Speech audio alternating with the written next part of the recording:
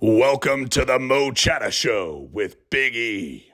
Today, the boys sit down with former baseball pros and baseball Joes to talk about MLB opening day. All right, here we go. Hey, we got opening week. Opening week of baseball. We got opening day was Thursday, but since it's Saturday now, we got more free time. That's right. Get together, watch some baseball with a couple guys that have been on before, have experience at professional level. And now are coaching at the high school over here in Tulsa. We got Parker back on. Parker Frazier. What's up? What's up? Cheers. Boys, we got Preston on too. We had to bring on one of those scumbag Yankee fans to talk about Juan Soto, who's all of a sudden been better defensively, I guess.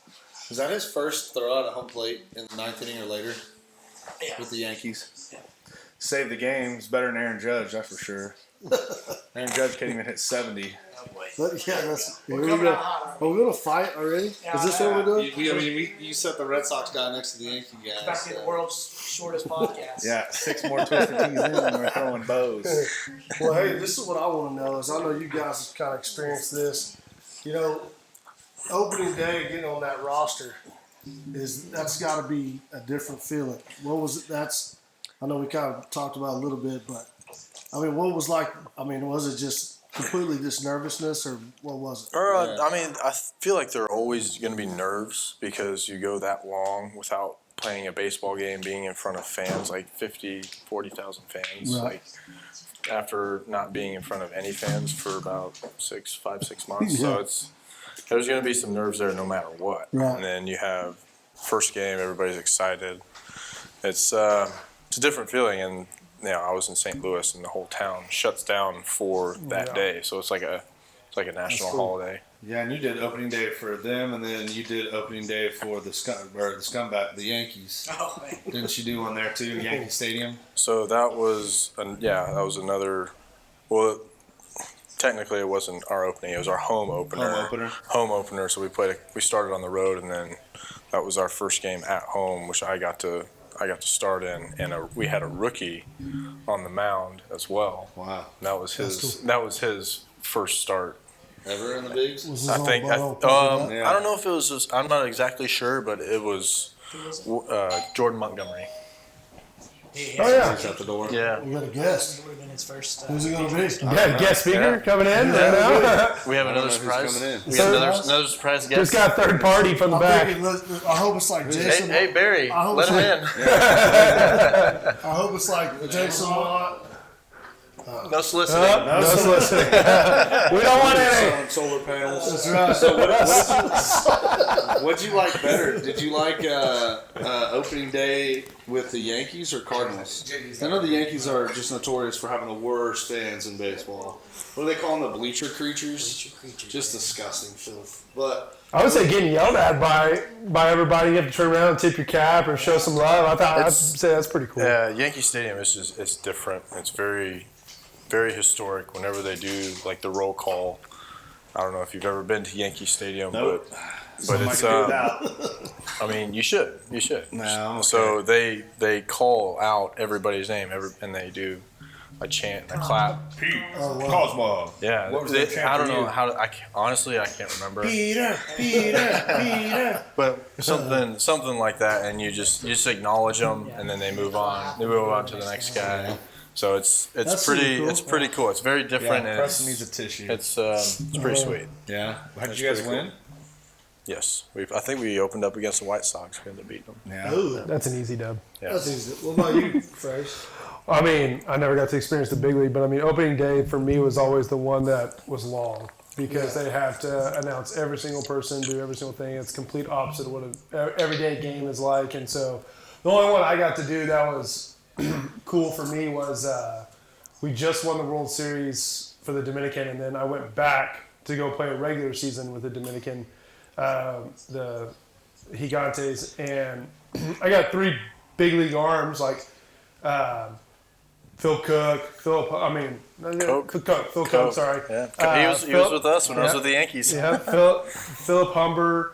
I'm trying to think of the other big league arm that we had. Humber. Should have started plus another guy who's like a Dominican legend who just been there.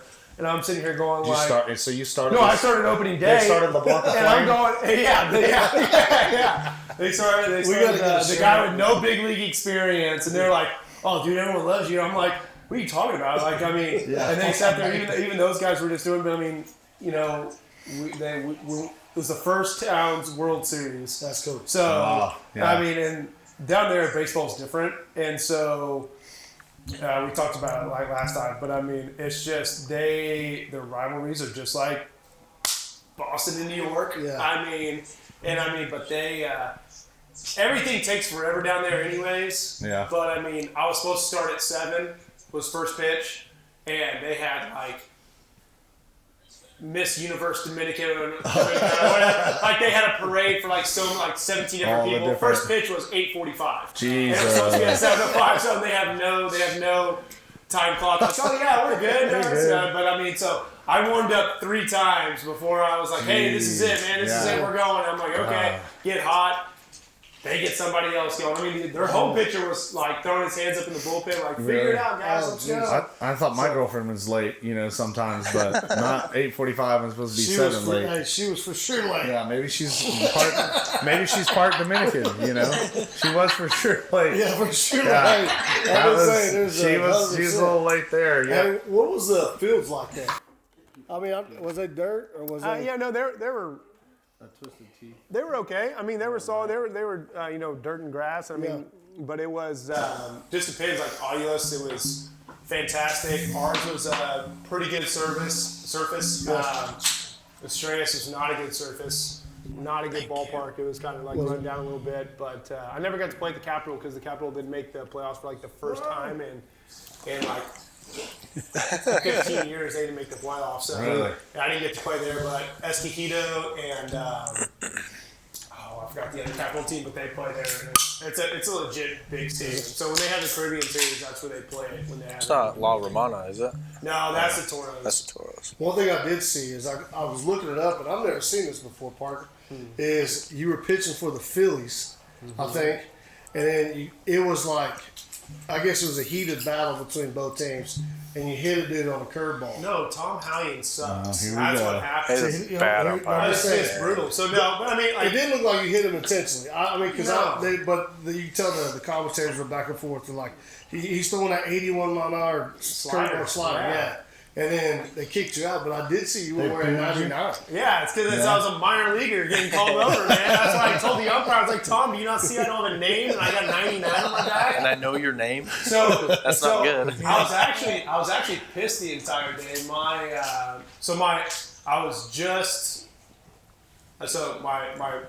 wife now, Bailey, she was my fiance then, but I started dating her towards the end of my career. I get hurt, so I get hurt the start before she's coming down to visit me. So. Oh man. So that's an independent ball, and then so I end up having to have surgery. We drive back together, so she's never seen me in person play a professional game like where she's rooting for me. She saw me at Driller Stadium against the Drillers one time, but she wasn't rooting for me. She had no idea who I was. She didn't know who you were. But I followed you pretty closely with the Drillers. She was we talked about it. But she knew who I was because I was. In the visiting team and the Drillers, when I played for the Drillers, gave me a pass list for all my friends and family and stuff like that. And then when I came there, they gave me a pass list again. Oh, nice. So, but she knew who I was with her friend, but like she didn't know me personally. And then, so her in-laws, my in-laws come down to Florida to visit me during spring training. I was supposed to throw in a AAA game, and I'm like, hey, we're going to Dunedin. We're playing at Blue Jay Stadium. Here we go. Get a call, and then I looked at the thing, and I was like, "What the hell? I'm not going to the game. Like, what's going on?" And they tapped me 15 minutes later. Hey, you're back in the big league game. And I told them, I was like, "Hey, enjoy a big league game. Like, I saw the roster. There's supposed to be 2 starters and then a pin guy. Like, there's no shot I'm throwing today. So just enjoy, get some alcohol, enjoy the day. Yeah. And it's a great day in Clearwater. Like, you can't beat it. Love Clearwater. Yeah. And so we go there. The first starter gets hurt in the second inning. The next starter, we play Detroit. Next starter, they start arguing about a pitch up and in. The next inning, Detroit's guy, Boyd, smokes him. Then the next inning, our guy hits him, Nice. gets tossed, or gets shelled a little bit the next inning after he hits the guy. So they pull him early. And I was like, oh crap, there's nothing but relievers in here. I got a shot getting in this one. And so now it's only 4 of us for 5 innings. I was like, someone's gonna have to go more than one. Let's go.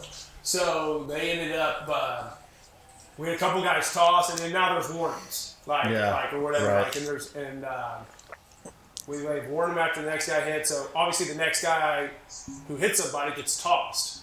Well, I come in the 7th, and I go 1, 2, 3 with 2 punchies, and I'm like, and this is on national television, like it's a game that's broadcasted on ESPN and stuff like that.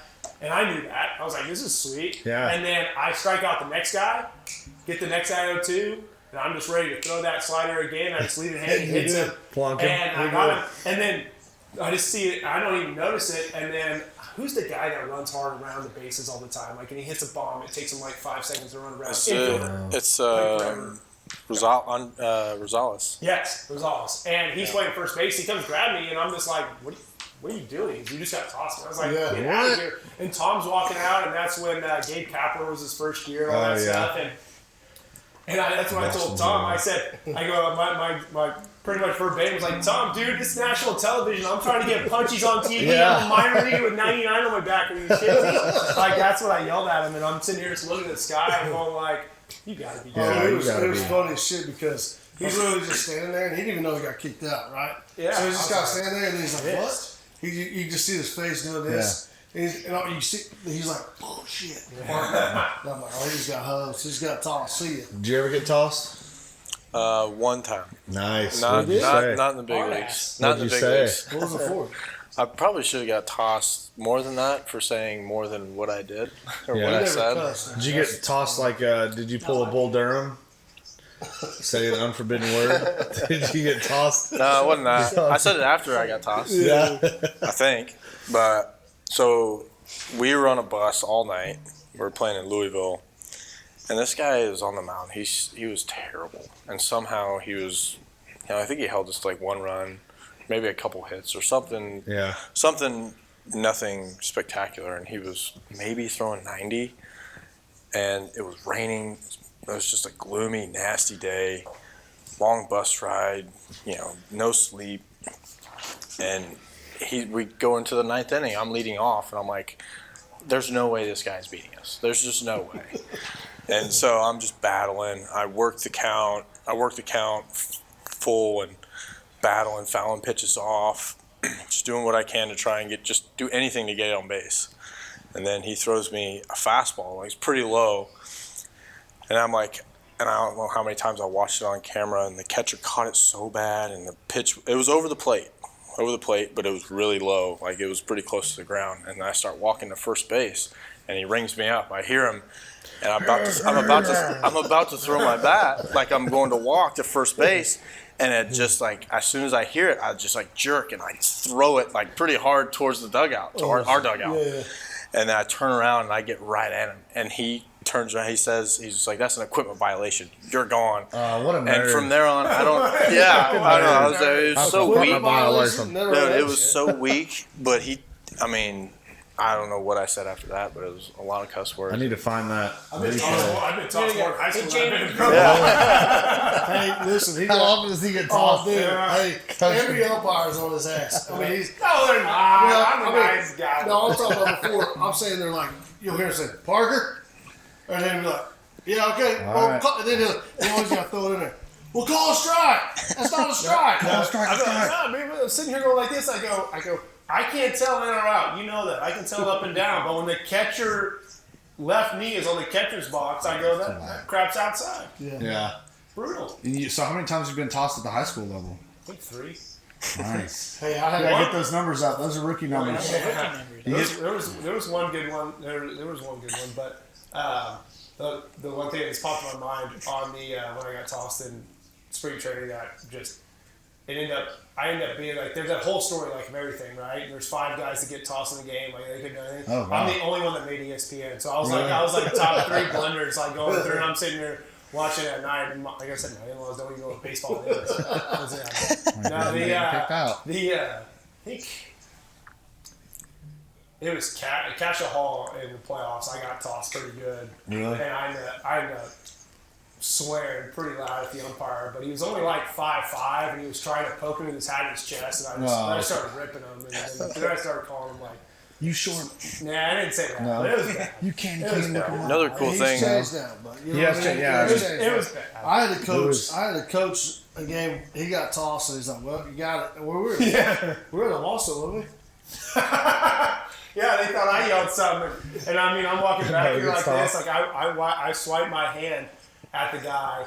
Well, I went out there and argued a call, and I said, hey, and I don't know why he just kept getting mad. And my shortstop, who's at Duke now, our shortstop, who's at Duke now, he never gets animated. He's pretty calm and collected, and he got super animated that the guy was out, looked like he was out, and it was actually our umpire who signs everybody, Terry Kimmel. Yeah. Yeah, shout out to Terry. Shout out to and Shout out, Terry. he goes, he goes, oh, he was safe by a mile, French. I was like, bro, I get it. Everybody wants to get to Charles Chicken before 9. But you gotta figure that shit out, dude. I said, that thing, and then I was walking off the thing, and I swiped my hand, because he said I was restricted to dugout. In my head, I was going like, wait, can I coach third? Like, am I actually restricted, or is it just like from the inning? Like, I don't get it. I swiped my hand. And then Trey Summers, our guy, came on the dugout, you get tossed. And I'm like literally about to cross the white line. He goes, you just got tossed. I go, fudge, I did. Went right back at him. And then thankfully the Wasso turns the volume up on all their music so they can hear me rip on it. And then so I was just arguing, and it made no sense to him. Yeah, like he didn't comprehend. Well, he didn't comprehend what I was saying. Like why? I said, you threw me out because of this, this, and this. And so, and also in the right field line over there, they have it's technically out of the ballpark, but I'm technically still in left field or left field down there. Yeah. So I can still actually coach from the game and do that stuff from right there since it's the fence line. And he walks over to my AD. My AD was there. He walked over to my AD. He's like, did someone from the stand say something? And I was like, and he goes, yeah. He goes, oh, that's why I threw Frazier. I was like, come on. You got to differentiate. But then we beat Union. They had a bunch of good dudes. They were 5 D1 guys doing that, and we're sitting in a little 3A school, and we're freaking, what is it? We beat them 8-7. Come on, bud. 8-7. Well, that was when you were still waiting on my ring. Still waiting on my ring. I've been waiting for you to show up to coach again. Dude, I've been there. I've been the guy in the stands getting you tossed. I'm trying to mimic your voice. His ass for not getting me a ring. So, opening week, they have the festivities at the ballpark all week. Is it obviously bigger the first day? Because, I mean, this is third game in. Been some pretty close games besides the Braves. Shit. I think it was Bryce Harper just went into the camera well. He doesn't. Might not be okay. That's not good. Might not be okay. Papelbon better not be in there. I think he's their bench coach. Papelbon? No. Oh, I was like, no. That's a weird team chemistry. It's crazy that he's first base. I know. I was, I'm not used to it either. It kind of it's weird. It weirds me out on it every time I see it. Well, and also too is we haven't really talked about it. The new rules are fucking crazy. Dude. There's some. They're interesting. Like the one that was a throw down from a bag pick. And he couldn't block the bag. Yeah, what is if that, the shortstop or second can't have his cleat in front of the bag or You block see the that? bag. It's any body part now. Yeah. So you can't have any body part in front of the bag. I can't It's wait obstruction for if you a can't. guy to fall So down. And I think it's the same way as the the catcher though. Like if I don't know the rule exactly, but I would assume it's the same as the catcher. Like if you can't block before you catch it, you got to wait for what the ball does, and then you can make your action. So you have to catch the ball in front of the base, and then you got to go tag it. Yeah, and I've seen they made the bases bigger, which I'm not a fan of. Yeah, they look like pizza boxes. Yeah, I'm like, this is the hardest level of play in the world. It's supposed to be, and you're gonna make it easier, like bigger bag. And I've noticed guys the first couple of games. I don't know if it's like a new generation thing. Can you ring them up on that? Yeah, I did. I think he swung on it, didn't he? Is that Riley? No, he Did doesn't you ever swear. face Nola? Because I watched him in spring training. That's gone. Come on. And it was. Believe me, it was just easy, and you didn't think it didn't look like 92, 94 because he just looks like a normal sized human, and you get next to him, and he's like, It's big. he's like 6'4", like looks at me, Big and boy. I'm like, there's not a lot of people just like stare at me in the eye, like, oh hey, like you're, I'm like, damn, you're like big, dude, like this, but it's like he's a lot bigger than what he looks like, and it's just smooth, man. Talking about that was the time whenever we went in there and Pete clinched, and I went in and I saw Yachty for the first time. I'm like, he's small. Is he little guy? Yeah, he's a little dude. 5'10", Yeah. maybe 5'11". Yeah. I was like, almost holy, 6 foot. just freaking going crazy. So, like, I got to play with Matty Olson. Matty Olson's a big human. Yeah, you played with him too, right, Pete? Yeah, he was at first base whenever I was with Oakland. Yeah. And They made him play right field for a little bit. I mean, his hands are unreal. He's not slow. He's not fast though, but he's very, very sure-handed. Well, then Chad Pinder played shortstop for us. Then now he was in the outfield. Now he's at first base. Super utility. Hey, real quick, while we're talking about rules, I'm just curious. This is for Parker and Pete with the pitch clock and all that. Are you guys fans of that? I mean, do you think that's good for the game, or is that something you think is kind of maybe not necessary? I don't like it. No. Because baseball is the only game that does not have a clock on it, and now they're putting a clock on it because the fans think the game lasts too long. But you go to a football game, it lasts 3.5 hours, and nobody complains about that. Because or you go to they can go get a beer, but there's no halftime. Yeah. So I mean, it's like they're missing activity. I mean, I worked fast in general. I mean, it wasn't as strict when I was playing, but it was still 25 seconds, or was it 35? I think it's 35 seconds, maybe if that. Maybe 25, but it was easy. But I think the pickoff rules are the dumbest in my opinion. I mean, Is one of those like you can only throw over a few times? Twice, and if you don't get him and he's safe, it's a balk. That's ridiculous. So I mean, guys who are fast, I don't like that. Guys, now they can just get a big lead because if you don't get them, like if they, if they time it up, it's just the next base. So there are guys who are extremely fast. They get it, man. So. When I miss watching the games, like drillers games or going to a big league game or just watching, and I know it's going to be like those Red Sox, Yankees, ALCS games and World Series. Like I know when I sit down, it's going to be a 4-hour deal. Absolutely. Might be 5, and I loved it because you sit there and you get to enjoy every single pitch matters, the nuances of the game, and I don't care that it's going to take that long. Now the game's over in 2 hours. I know. And I'm like, damn, I wish the game was on more. Like I wish I could sit here and enjoy that game more. Especially in the postseason, because do they do away with certain rules in the postseason? They don't. I think they just don't enforce it. They enforce it that much. I mean, it's a little different there. But I mean, which I think every game's important. If you get down to baseball towards the end of it, I would say probably 50% of the teams aren't in contention. But you knew that from the beginning, most likely. Right. But you start looking at the final week and how important was that step off to execute a pitch in the ninth inning, but they're going to call it a balk. Now it's the guy's on second. Now he's got a bloop single, scores him instead of being first and third. Little stuff like that no one not too many fans see that, but it's like the thought process that you have because now the fans are, like you said, are mad because the game doesn't last too long, but it's like those little things. Because Seattle missed the playoffs last year by a game. Yeah, I mean, there's probably a situation you can go back to probably 2 games that cost them 2 dubs that were decided by having to move fast or they had too many visits where they can't go talking over and all that stuff. You have a 162 game season, and it comes down to the last day for a lot of teams almost every year. And it's hard to think about, hard to wrap your head around. But every little bit matters. You don't have to treat every game like it's the playoffs, but you got to prepare. Well, I mean, we're explaining to high schoolers the same thing. Like the other day against Broken Arrow, the guy hits a scud missile center for a leadoff double, and I'm going, hey, they're going to bunt their 2-hole right here. I said, now it's on a Pete. I said, what do you want to do with 3-hole? So I'm just going to put him on since that 4-hole can't hit. I said, we can throw him inside, and he's not going to make good contact. And now, right when we do it, guy gets up.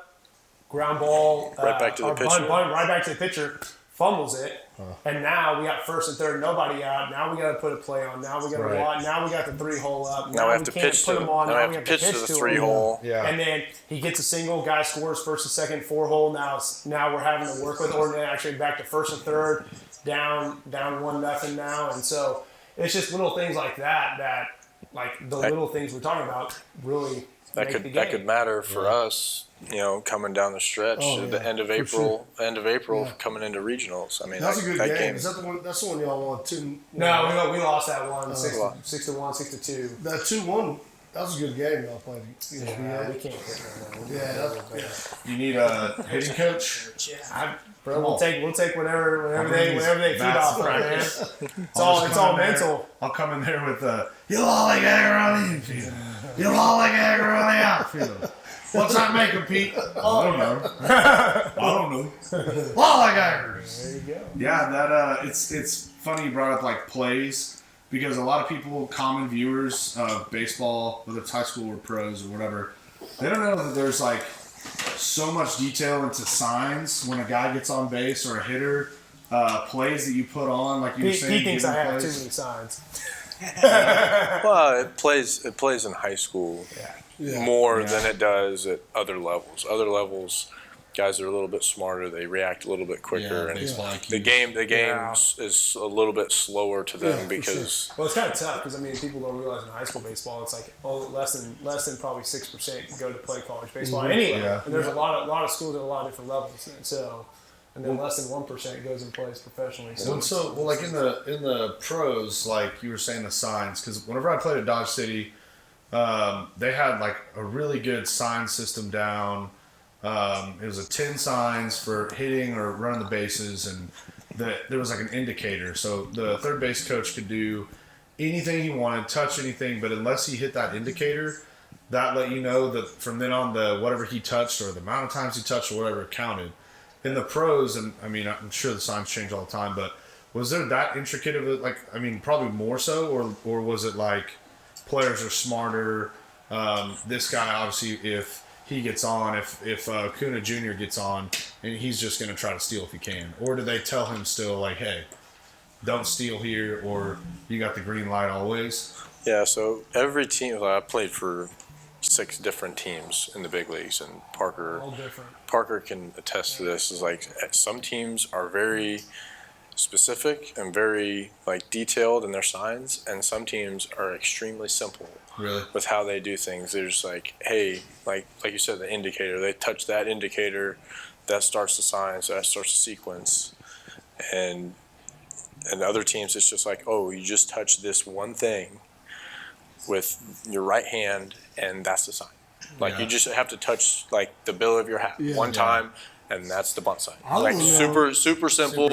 Like you don't have to worry about it. The Rockies were always first and last. Really? Like when in the minor league system, but we would change whatever it is, and then like we had different catching first and third situations. We had different signs every single year. Really? So for 7 years, there were seven different ones. Like now we would rotate back to one, but it was different every year. I want to know who started the freaking number deal. Like when me and Parker was talking about when they come up, they're like 1, 4, 5. You know what I mean? Like it's the same thing. They gotta look at it drives me freaking nuts, dude. Yeah. They don't even. I'm so used to, like I said, indicator. Hit this indicator. And then they're turning. Did softball start that? And then baseball kind of got in there. Zach saying, in my opinion, I think it came from football with the freaking arm guards with all that. But I don't know. They're just trying to make it simpler. Like offensively, I don't think they need it. I think they need it just for defensive side, stuff like that. But with the pitch columns, we're using pitch columns this year. It makes everything way faster. I can talk to my catcher, stuff that he might not be able to see that we can go through. We can go, I can say like, hey, we're going heater in right here, get it off the dish, set up inside to where now I say when he misses inside, we're going back pick to third base. Like I'm telling him and then we're signaling to the third baseman. So it takes his mind off of it, which I guess he takes away a little bit of the education of it, of him trying to find outs and him always being aware of the game. But it's just one of those things that allows us to alleviate some stress from them. Yeah, I was going to ask you about that because did you see high schools do that? So basically, he's got a little walkie-talkie talking into the catchers. Or the pitcher. Just the catcher. Just the catcher, yeah. So he tells the catcher, and the catcher gives us. Yeah, he's got earpiece. And he's talking to him. I was like, I saw Parker where he's like, talking about this. Math class. Come on, what's the answer to this? We got some of them. That's big. All the guys in the majors now, they have the pitchers have a mic. 6 players or 5? Pete? I think it's 5. So I think they have So it's pitcher, catcher, shortstop, center fielder, shortstop, and then whoever and center else. fielder. Yeah, I think that's Well, I couldn't remember because we were just watching the Mets game. Our one buddy infielder, Jeremy one Hefner's one the pitching infielder, coach one there. outfielder. I think. Yeah. I'm So, not but he 100. said percent there's like 5 that are allowed to be on the field. I thought he said. So it might. Unless you're the Astros, and then you can have everybody in the trash cans. And the Astros was the worst. That was the worst. But it should just goes to show you how hard baseball is. That the guys who are the best, they're trying to win at all costs, and they're trying to find ways to win. I mean, you got to, right? Because if they're going to be that good everywhere, you have to. My whole thing is, I mean, I think you guys both agree with this. I would say that everybody, like you said, looking for an edge, whether that's sign stealing, whatever it might be there. But like when technology gets involved, like I think that's where things get a little bit more complicated. Video camera. I mean, when guys are knowing, I mean, how much would you love to know the pitch was going? I know you still got to hit it, you still got to, all those kind of things, but if you would have known that, okay, here comes a breaking ball, or sitting on a fastball, whatever it might have been, that to me is where things just changed so much, man. I mean, that I just can't respect that, I guess, aspect. I think they should have stripped away that World Series title. There should have been maybe a postseason. Giving it to the Red Sox. That's my whole thing is like, there's no punishment for the whole Astros scandal. It's because there was no really rule in place for that, like because the rules haven't caught up to the technology. Yeah. So I mean, but the problem is the thing is this: everybody was doing it. Oh yeah, like in some form of way, but like everybody was doing it. It's just who is that guy? Michael Fires. Yeah. Fires. Little rat. He's a little fucking rat. Yeah, dude. He's a rat. Yeah. So I mean, he got to the point to where he got left off the World Series roster. He was going to get a ring, but he got left off the World Series roster, and he was pissed about it. So he went on and talked about it. So that's how it all came about. So you need that always happens. Dude, he's disgruntled. Snitches get stitches. That's right. They'll be that in Dominican with those dudes in the orange jacket. They can't knives and guns. And forgot to mention, we're watching opening day of baseball. We got or opening week. We got an Oklahoma guy at the dish. JT Realmuto. I did not think he was from Colorado. Yep. I mean, I thought he was from like Italy or something, but Realmuto. But so Preston, what do you think Yankees going to turn out this year? Man, obviously, that's the beauty about opening week, opening day. All Does Yankee fans have hope? You're rejuvenated, you're ready to go for the whole year. Obviously signing Juan Soto in the offseason, that was super exciting. Yeah, he's been a solid 240 hitter the last 3 years. Hey, he's done nothing but good through the first 2 days, baby. So that's all I'm saying. Yeah. But the big thing that it all boils down to, as how things have been the last few years, had these solid lineups, all these things going into it, but can they stay healthy? So it's like I'm very optimistic because I'm excited for baseball. I love baseball. It's my first true love. That's right. And Michaela, don't listen. No offense. But she ain't late. But the problem. Not yet. Knock on wood. But I've fallen into this mode of just being real cautious with it, not getting too excited, too low, all those things because injuries have just been such a killer to this franchise. You guys got a guy made of glass, Giancarlo Stanton, which he lost a bunch of weight this offseason. He's looking trim and all that. Gonna blow away. Hopefully that's going to help him out, but injuries big day. I mean, before the season started, DJ LeMahieu he starts hurt. Torres got hit yesterday in the hand. He's kind of iffy of what that's going to look like. Of course, Garrett Cole's already hurt for 2 months. He's already out 2 months. It's just like before the season starts, we're like already banged up. So I don't even think I've asked you this, Parker. Who's your favorite squad? Dude, I don't really have one. We talked about it earlier. Something like my dad, when I was, I think I was 9, he started working for Fox, and he was the color analyst for the Rockies for 20 years. And so I always had a connection with the Rockies. So I mean, I always liked to see them. Well, I would say they probably are my favorite, but all my favorites were the ones who a guy like right now, I love watching the Braves because Tyler Matzik. I played with Tyler Matzik. I played with Matt Olson. You're looking at the White Sox. there's probably, since I played with them, if you go on the roster, I probably played with 3 or 4 of those guys that are on the roster there. True. I mean, Yeah, true. and it's just one of those, like, Yeah. it's weird though. I'm not a fan. I've never been a fan. Yeah. Like, of any sport of any team, it's the weirdest thing in the world. Like, I never, like, I'm sitting at a high school game and, like, we're having big plays. And everyone's going nuts, and I'm just sitting there like this, like going through. And like I look up, like, oh, nice. Like I mean, it's one of those things. Get him a Red Sox jersey. He said he doesn't have a home. And they, but it's funny. It's just like my meter just like stays here, Right. When it's just big like, games and all that stuff. Like That's great. So Pete, yours is Detroit, isn't it? That's who we followed growing up. 'Cause that's Yeah. where my dad's from, and I was fortunate to Shout play out to for Bob. them.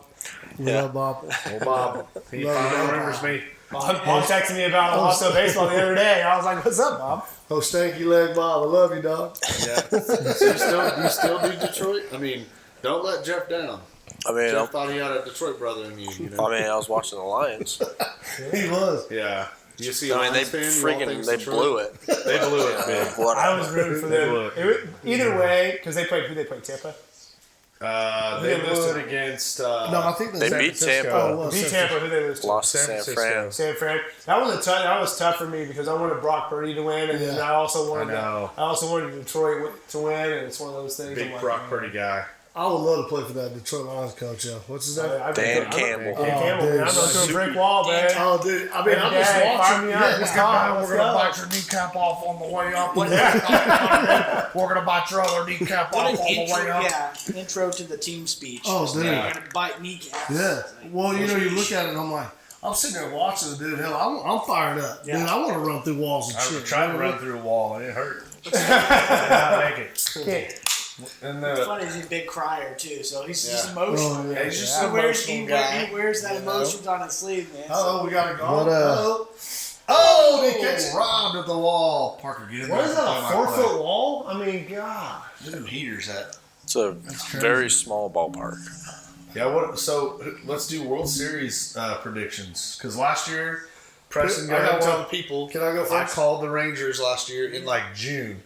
I was like, the Rangers are gonna definitely make the ALCS. That's Can I go first? And then they won.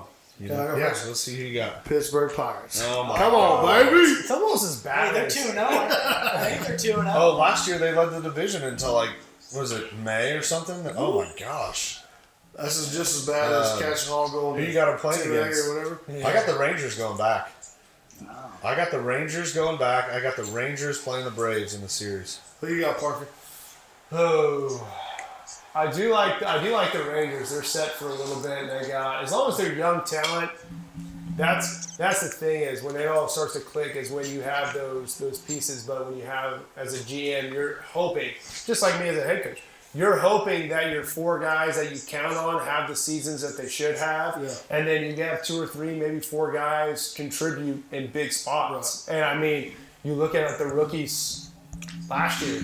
I can't believe Chavez is still playing. You see him warming up in the Braves. That's like 19 years. My goodness. But you're looking for those young pieces to like Carter last year, rookie, get called up, had a great playoff run. I mean, it's like one of those things that. Oh, did he just go yak? No. Foul. Sure, like you know what. So, but they. But they're my wanker. Well, the Rangers got some. I mean, you got the Rangers going back to because they still got. Is Scherzer active? DeGrom? No, I think he's still. But DeGrom won't come back till June or July. I mean, He'll be on it could be perfect for him because if he comes back after sitting out half the season, yeah, it sucks, but he can come back with a super live arm. They got. I mean, like I said, Wyatt Langford's a great example of tremendous talent that gets the opening nod after 45 games or whatnot in the minor leagues, and he gets his first big league hit. And you're like sitting here, you got bases juiced or runners on second and third the other day. They're tied ball game, and he's fouling on. He has an 8-pitch at bat as a rookie against the. Who did they play? Because they almost got screwed the first game. Did you see that? It was like a top of the ninth, the Cubs. Yeah. And the guy for the Cubs fouled one off. And I heard about that. I didn't watch any of it. I heard about that. Called a pass ball. Oh, see, I didn't see the foul ball, but the problem was the catcher, because the catcher started arguing instead of going the ball and then argue. Yeah, he should have got. But the replay clearly showed that it nicked off the bat. They got a run off of it, which is beautiful baseball poetic justice that when it went to extra innings, that catcher ripped a gapper to win it. Yeah. Which I'm a firm believer that if you hit a double or something like that in extras, and they're like, that's a single because of run scored. I'm like, that would have been a double. Yeah, for sure. Give them what it would have been. But, so who you got, Pete? World Series. So going back to what Preston said earlier, if the Rangers stay healthy, like what got them there was their pitching. Like Eovaldi, I got to play with him. He is an absolute freak of nature. He's 6'5", like made of rubber, but for some reason he's always on the DL. Like the dude is an absolute freak athlete. And he throws 100-something miles an hour with a nasty split, nasty slider. Like he's disgusting. So but if they stay healthy, they have a really good chance to go back. If the Yankees stay healthy, they have a chance to go back. Don't be. They might. Who do the Red Sox have right now? That's any good. We got Devers. We got. I haven't heard his name in like 5 years. We got Devers. We got Pepperoncino. Who? You know, Fireballer. Played down there in Montgomery. Look, we got guys, all right? Porcello, we got Cora. Porcello's back? No, we had him, though. I was going to say, I know you had him. Pavetta. Nick Pavetta pitched. He don't even know who plays, bro. Pavetta's soft. Hey, listen. He's a soft. He's a Canadian guy. He's soft. He's too nice. We got Yoshida, you know. I'm glad we don't have Shohei. I don't know what you guys think about all that went down, but I think he's kind of a little bit dirty. I think his hands got a little mud on him on that one. What's funny is he's been so. If that's what it made his splitter go down, then because it's nasty. He is dirty. No, because he had bets on his team, and he's got that. They're the Angels. They're in last place. They're gonna be in last place whether they're on it or not. Shohei's on the Dodgers now. I know, but I know that, but I was saying who cares? Like nobody pays attention to the Angels. Yeah, well, where is that pitch? My goodness! He called that He called that a ball. Hey, P, who was the toughest pitcher you faced? So, who had the nasty shit? Or I mean, not even just nasty shit. Just basically. Who did we have? I'm thinking. I think you told me one time, but I want to know this too. And just by watching on TV, Chapman, it just seems, I don't know if he's on roids or whatever, but he's 6'7", ginormous. I don't know how. He's one of his biceps probably the size of my torso. Like he's a huge human. He's ginormous. Up at 102. When I'm saying he's huge, he's a very big, shredded this way. He's a very big human being. His Instagram is the Cuban Missile, and it's not because he's throwing. I want to be the Cuban Missile, dude. Anyway, sorry, go ahead. Who's the? I faced Chapman. I'm 1-for-1 with a double. No big deal. He's not that good. He's not that good. Big E was one of those. Hey, Cuban Missile was Pistol Pete. Cuban Missile. Firing away doubles. I'm just curious. I mean, you said 1-for-1. Were you sitting on a fastball there and just? I mean, dead red first pitch, and so I got to face him. We got to face him a lot, being when he was with the Reds when he first came up, and I was with St. Louis, so we saw him. I wouldn't say a lot because the Reds, they didn't have the lead all the time. We never really go into the ninth inning, but when they didn't miss a beat to throw him, so we got to see him quite a bit. So he would kind of mess around a little bit and kind of ease one in there at 98 or 99 instead of just coming in blowing 101, 102 right away. So I was just like, well, this is my chance. I gotta be ready for 97, 98 and get the head out. With a fastball, it's like 98. When do you start to load? And obviously you were in the majors. And you were at a much higher level than I was when I saw my first 92 mile an hour pitch. That was fast as oh my God.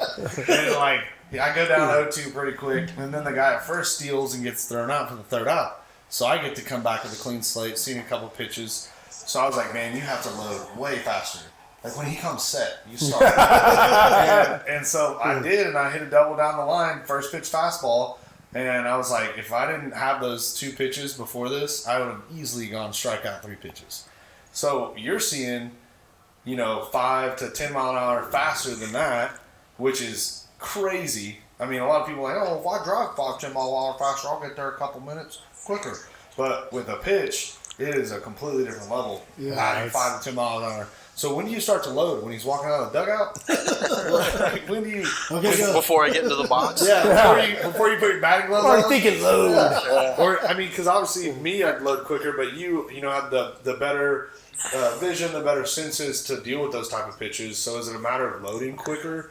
Or It's like hitting is like a state of mind. Like you kind of get in like the zone, what people like to call it. It's like you have to be ready to hit. And if you are not ready and you're thinking about, I got to get my hands back, instead of thinking about this baseball coming at you 98 miles an hour, like you're thinking about your hands instead, like you're not going to hit the ball. So you just have to be dialed in and just ready to compete with this guy. It's just like, who's it going to be? Is it going to be you or is it going to be me?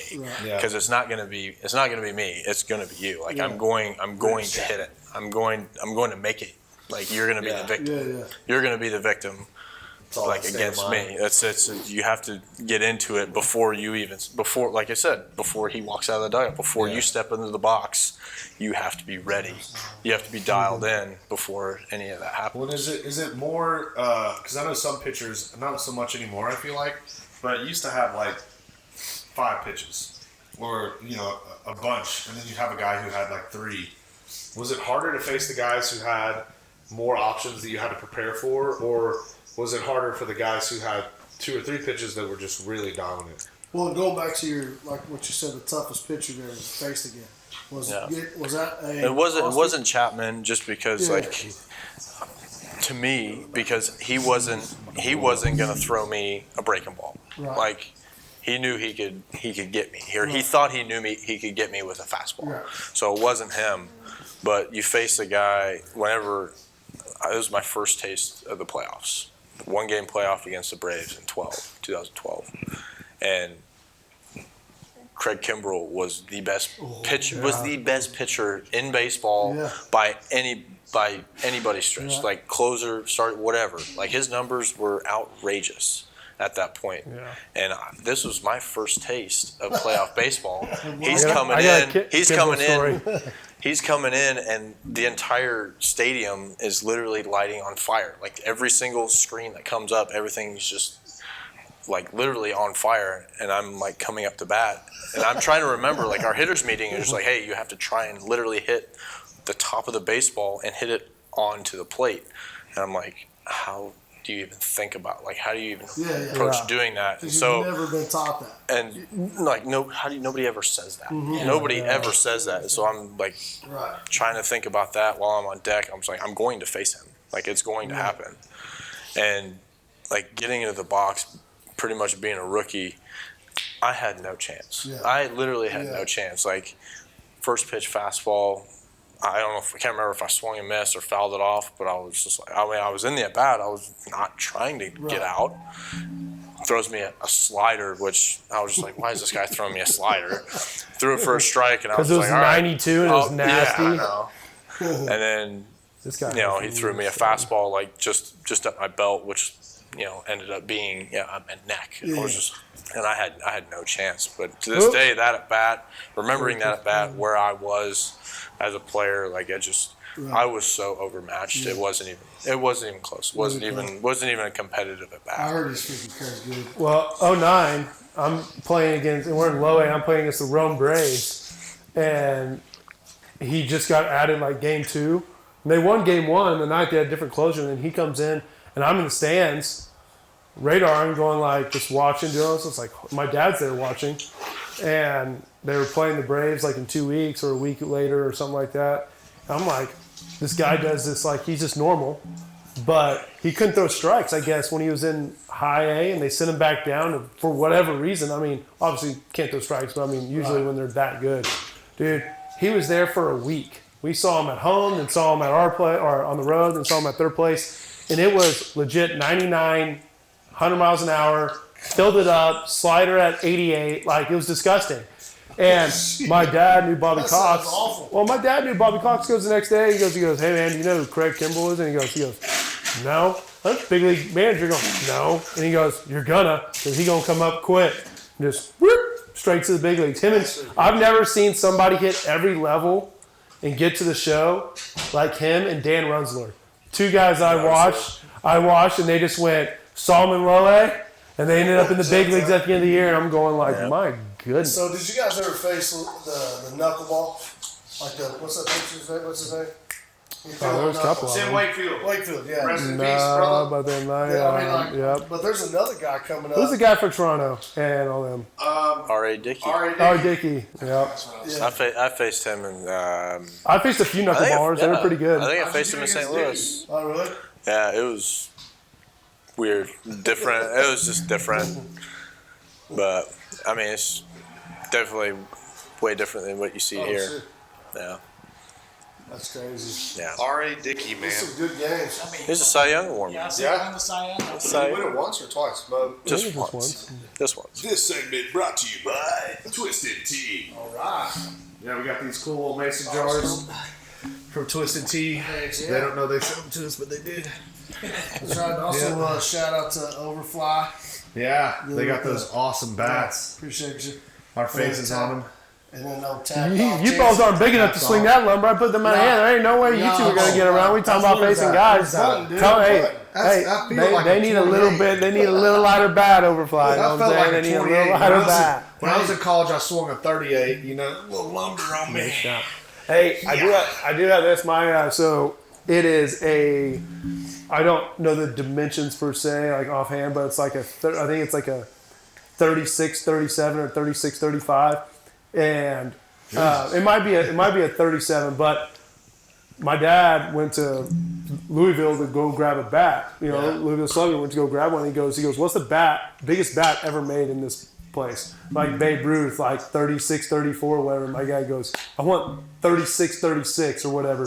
So we have the biggest bat ever made. Awesome. By Louisville in our house. Obviously, they probably done something else, but every game used, they went out to Wrigley Field and used it. 30, Babe Ruth was hitting so 36 ounce, 34 ounce bat, like ginormous, dude. Well, that one that P had, that little bat or whatever it was, that bat one that we had at home. Yeah. What was what'd you swing, Pete? It was the metal bat. Huh? The metal bat or the wood bat? Wood bat. It had the Batman logo on there, but it was a little bat. What brand is that? It was a bat. Sandbat. Sandbat. What are you swinging there, Pete? Whatever you. I think it was. I always swing sandbats, but that's only a 33.5 inch, 31 ounce bat. 31 ounce. Yeah. I sold mine when I got to customize mine a couple of times. Like I stole mine from George Pacheco. He had his own little model JP one because I put it in his hand. I was like, I like this bat, JP. Yes. So he goes, what model is it? He goes, just tell him it's this one. It was Old Hick, but I got the JP one. I was like, yeah. Well, because what are most like? I mean, a power hitting out. I think in high school I swung a 33-30. So what is it usually like a 32, 31, 29? Somewhere you can have your weight. You can have your weight. Now, Grant, I'm obviously not on top of the rules over there, but like, you see a lot of guys that struggle in college and stuff like that. And you wonder why, and they get to a wood bat, and it's a little different because it's a different field, but you can make it like a 34 and it's legal. Really? You know what I'm saying? So there's guys that are that strong that need that big a heavy bat. Like I got to be with Marucci for a little bit, and I got to go down there and see how they make bats. Marucci, that's not in Gonzales or Baton Rouge? That's in Baton Rouge, yeah. So I mean, and bat making company. They scientifically design their bats for certain players and the person they are and how they swing. Because Cody Bellinger, he went and did a lot of structural things with his swing, but they realized that he had some stuff in his shoulder that he wasn't as strong anymore. So they made the bat structurally better. So when he went through, that his shoulder could sustain that pull through. When I asked, because whenever I was in 7th grade, I went to buy like my second bat ever because I bought a bat when I was like doing like elementary school level, and I was like, I'm ready for a bigger bat. And the guy at Academy, I'm like, I don't know which size to buy or whatever. This asshole gives me a 33-30, and I'm in 7th grade. And he was like, this is what all the 7th graders were swinging. And I was like, sounds good, I gotta hit the weights. And I didn't swing that bat until high school. And I was like, why would he tell me to buy this bat? Why would he tell me to? I know a lot. Now there's so many rules, man. I don't even know about all those. I know a lot of guys like Billy Sweet and them, and they have them younger kids that are doing like the Tiger baseball and the T stuff. Yeah. And so they want to know what's up with like the drop 8s, drop 9s. What is that kind of? I mean, because they have no idea. No, and that's just so they can swing it. There's different end-loaded. There's more weight in the hands. Like you gotta be able to get the bat around, and so that's what the bat companies and USSSA and certain things like certain tournament companies, they make you swing what high schoolers swing, and then other tournament companies are strictly youth. They are going to be, I think it's the 12U you can swing a drop 10, and then 13U's drop 8, 14U's drop 5, high school's drop 3. So, but we make all the advanced 14-year-olds swing drop 3s because they're going on to the next level and going to play high school. So, I mean, you want them to get used to that as much as possible. So, but you can always swing a heavier bat in those leagues. So those guys can, in drop 10s, can swing a drop 5 if they're big enough because the ball is going to be So in the majors, you can't hit I'm sure, I don't even know if it's the same drop 3 and all that, but they couldn't hit like a drop. So they're like 20 ounce. Once also being with Marucci, like going down there and looking at it, there's called billets. Okay. So it's a billet of wood. And I think, but I just know what they call it, billets. Yeah. That billet has to start at a certain weight for them to shake down to be big league specific, even the billet. And they go down there and do it, which is pretty cool. So my bat company never took off. Yeah. Too much. Well, what are some cool, so I know Pete one time he told me about, I came to see you in Phoenix to watch you at opening day, COVID.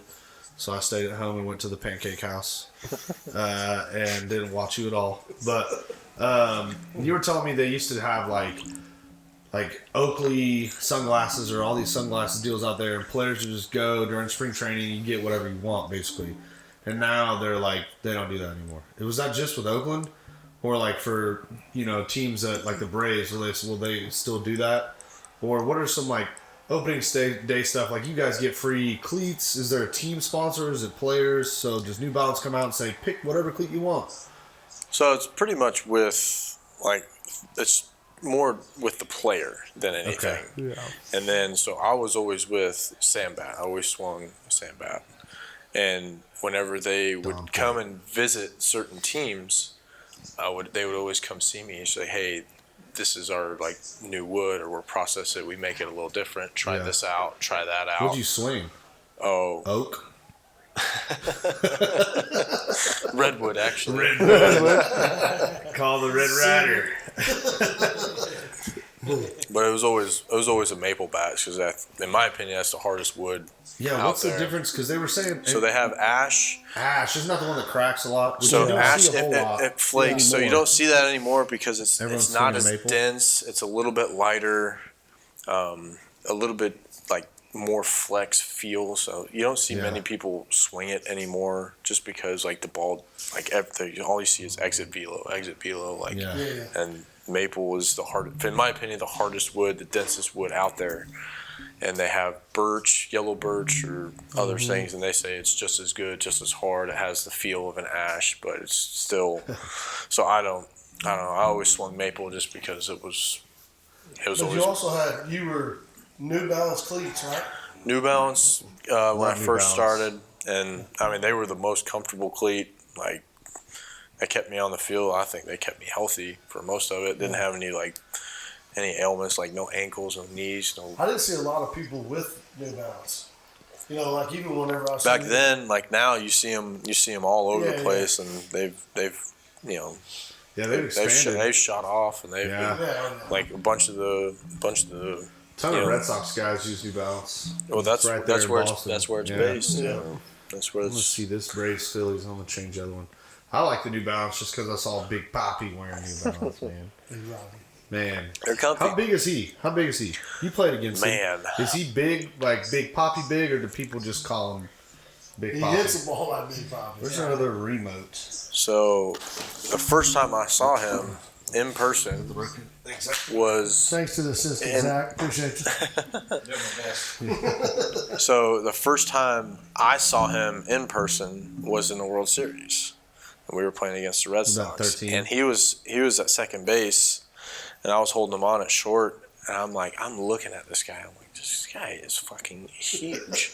This guy is big. This guy, he is a very big, powerful human being, and he hit 700 or 800. Yeah, he not hit, kidding, seven, like legitimately literally, 700 or I think he 800 hit, in like, that World 700. Series. Yeah. Like we could not get him out, and there's Just walk him. there's a Just clip. walk him. Just put him on Because base. who was Wayno said that was it Wainwright? So there's a clip out there of Yachty talking to the umpire, like after he gets a hit or after something happens. Yachty's talking to the umpire. He's like, "This guy is unbelievable. Like we can't get this guy out." He's telling the umpire this, and we're in the clubhouse. We're in the clubhouse just talking. After we end up losing the World Series, and he's just like, "Dude, I didn't know what to do. I had no idea what to throw him unless he got himself out, swinging up balls out of the zone.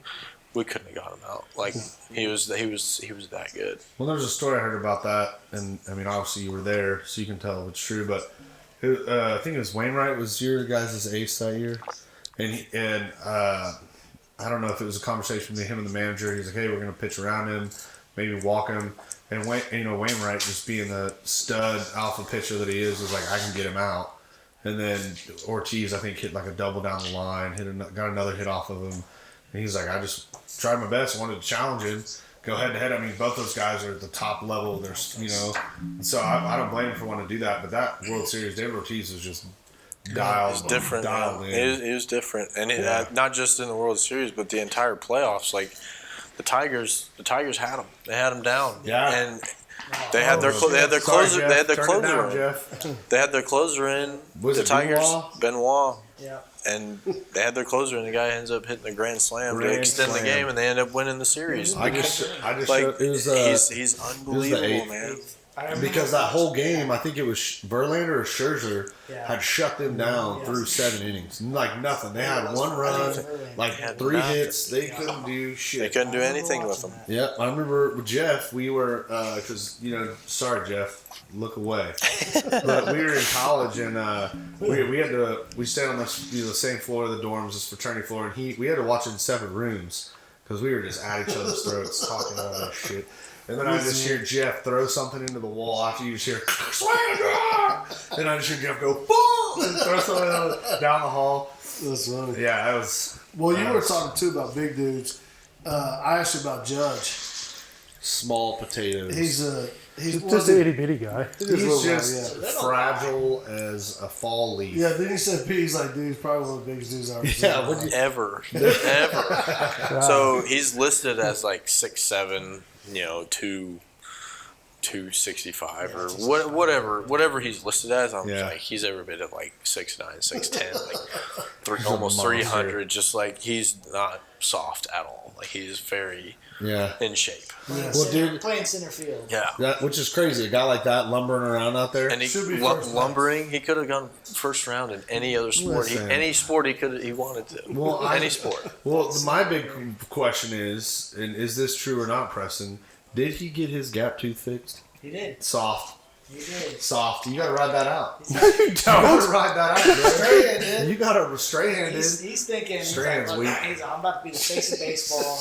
I gotta get right. You gotta ride that out, bro. It's part of your look. Helps you when you talk. You don't see David Ortiz getting lipo, but then again, David Ortiz has, 3 rings? Yeah, but David Ortiz got shot. Nowhere. He's a badass. The Yankees are gonna be the new Buffalo Bills.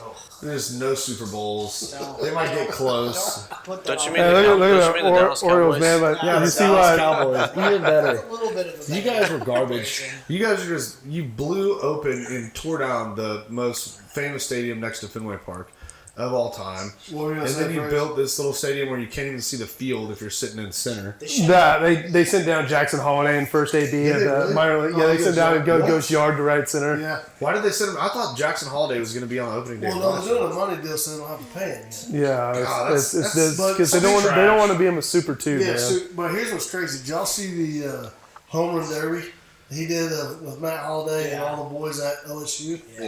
His younger so brother. they were using whatever bat they used in high school. Yeah. So they get up there. Yeah. So they get up there, and then is it Ethan Jackson? That was his dad. Yeah, Ethan Jackson and Matt. Yeah. I had him run for their money. Dude, Matt, I was like, Matt still could freaking stroke, dude. He was putting it over. Matt was out front on one and hit the left center and like still cleared it by like 30 feet. And what's that Jackson story? beat him though. Did he? Yeah, at the end he came back. He faces dad and beat him. The old bull and the young calf. Bat Pro guys or whatever they're called. Became a man that day. Yeah. Oh yeah, Bat Pro did. And you said that you saw Matt Holliday just get owned by Chris Sale for like 2 at-bats, just struck out, not a chance. And that third at-bat, he was telling you, he was like, oh, dude, I can't wait. I got him now. And then ripped a double off of him. That's cool. He's another big human. Yeah. He Yeah. was a beast with St. Louis. Did he play? He was at the Rockies before that because he was in the That's where he started. Yeah. That and the beast the Cardinals have right now, which I was looking at the opening day stats, and just God bless Kinsey, because I'll talk to her about these baseball stats and stuff, and she's like, oh, wow, yeah. She's like, quit annoying me. I don't. And like opening day, the Cardinals, the only guy on the Cardinals roster that had a hit was Paul Goldschmidt. Yeah. He went 3 for 4 with their only With a run, bomb. home run. And on SportsCenter, this is the bitch of it all. On SportsCenter, the only highlight they showed of Paul Goldschmidt was him striking out. Yeah, And his yeah. 3 for 4, his one out. Yeah. And they're like, he gets Goldschmidt here, and I'm like, He's such a good dude too. Like I remember like going like I don't know what the Cardinals did, but like in big league camp, it's no fun when you're a rookie. Like you get hey, it's like there's no way around it. You just got to wear whatever you got to do, and just hopefully they don't keep picking on you, and you just keep going. yeah. But like Goldie made it to where like the Arizona Diamondbacks didn't haze anymore. It's like this is like make him carry our stuff. Don't make him get up here and do all the crazy stuff. Yeah. So. Oh, so they do that. I mean, obviously. Oh, bro, I had to sit up there and say, God bless America. They go, you have to say it. I'm going like, God bless but yeah, but they're like, I was starting to do it, and I started to sing it because you have to get in a rhythm, right? Yeah. But I'm trying to say it's like, God bless America, land that I love. Without singing it. You should have Stand said beside her yeah. and guide her. Like just say it, but start you're like, singing. you can't. They're like, I do sing that, and they go. Start over. I'm going like I can't go. That would be hard because I'm sitting there thinking, God Bless. Unless you said it like Trump or something. God bless America. No, that's too fast. Land Too that fast. I love. Too fast. No, really? Too fast. So what's one of the things that like outside of that, like what's the craziest out of both of you for the rookie ball? What is like Like the hazing? Yeah, hazing. I mean, Oh, well, we had to do. Yeah, let's hear it. Oh, you ain't gotta say names. No, I mean, but we had to do a pageant show for our stuff. What? Yeah, so it was like, but I will claim it. I am Miss Universe. I won that shit. So, but my talent. Before the Dominican game, not actually Miss Dominican. What's his name? What, Dominican? The Dominican. I was like, whatever. Yeah, They were like, God, he did the little Mockingjay thing where Yeah. he twirled and his uniform lit on fire. I was so we had to do this. So I was dating I dated a girl who did pageants. Dominican Josh girl? Rutledge. No, Josh Rutledge was dating Miss Florida, and then somebody else on the team was dating another girl who'd done Universe pageants. thing. And So you guys huddled together. so they made it. They were like, "Oh, you guys have to do this." And then my sister was Miss Oklahoma, so that tallied into it all. So I'm like, so I was like, great. So Oh, you guys are screwed. I'm winning this thing. yeah. All about it. Who do you think? No, but seriously, but they having bets after like day one of competition. I would say like Logan Kinsing were like, Frazier, what do you need to win this? I said, well, I need to go buy a sweet costume when they're doing that. So they helped me. I don't even know if I want to say this story. It's so bad. It's so bad. But I had to, the girl I dated was a twirler, so like baton twirling. Yeah. So I had to learn how to baton twirl. I had to grab some, and I had to go twirl. That was your extra hours in the gym. I baton twirled to Ricky Martin, Living a Villa Loca. I went to Ross, and they had some breakaway pants and all kinds of stuff. But I sat there, and then there was a guy who painted like Bob Ross. He was got the wig spot on. It was the best. I think it was Will Harris. So did you lose? No, I won. That's right. The pitcher? So next time on the podcast, you will be here with the tearaway pants? No, because I had like a shirt with a star, Rhinestone, like a star on the back. It was like mid-drift. It was solid. I went up, threw it, like did a couple twirls, caught it, all kinds of stuff. Didn't drop one. I think that's what made me win. I didn't drop one. But we had like six vets that were our judges. And they would like do it. Yeah. It sucked, dude. We had to do like you just gotta get in that swimwear. We had to be like in swimwear. It was terrible. It was awful. Did you shave the bikini line? You let it all hang out. Just let that shit just fucking. It was bad, man. But that was like the most embarrassing thing we had to do. Besides get up every single day on the mic. So they had 100 yards. I'm sorry, I have to go. I have to get going here. We had a 100-yard stretching area and conditioning area, and the turf was for the rookies. There was 15 of us. So, like, there was all the turf, and there was a speaker in the middle of the turf. And you were just, like, hoping they would not call your name every day. And so they'd be like this. They'd get you up there, like, state your name. Parker Frazier from Tulsa, Oklahoma. You got any siblings? Yeah, I have 2 brothers and a sister. She hot. I'm like, I don't know how to answer that. She was Miss Oklahoma, and you figure it out. Like, and then they're like, what was your ERA last year? What was this? What was that? And like, man, you guys couldn't hit behind them? Like, what the heck? Like guys that were already in big league camp or something like that. And so it was one of those, like, just embarrassing. Like, I just say God Bless America. Yeah. I forgot. I mean, dude, I had to sing like 3 other songs. Like, I had to pull out my phone, they play it, and then I'd have to sing the words off the phone. And stay in tune, and they would just boo you off the stage or make you go again. I mean, they're like, Frazier, here's some cards. If you can't trick us with your magic, I was like, I've never done a card trick in my life. I was like, and they're like, can I figure out one tomorrow? Better have 3. So I had to figure out 3 card tricks, and I nailed one of them, and the other ones I just butchered and was not even close to finding the card. Your card? But dude, you know who does magic? That's crazy, and it's like scary crazy. Like he's Michael Kadire. Michael Kadire. Really? Dude, try to YouTube it. It's scary. Like we're holding on to the cards. Yeah. Like, we pick them up, see them, and we're holding on to them. He flicks them, and then takes a random card from the deck, random 3 cards from the deck, sticks in the thing, sticks in the pocket thing, has somebody else go put it on there, and we flip our cards over, and it's not the card that we had in our hand, and all 3 cards were in the thing. I flipped out, I ran away. It was it was voodoo stuff, bro. That's voodoo stuff. Well, Parker, we appreciate you coming. I appreciate you guys. Sorry, I gotta go. Gotta go serve Easter. That's right. Doing Lord's work. Yeah.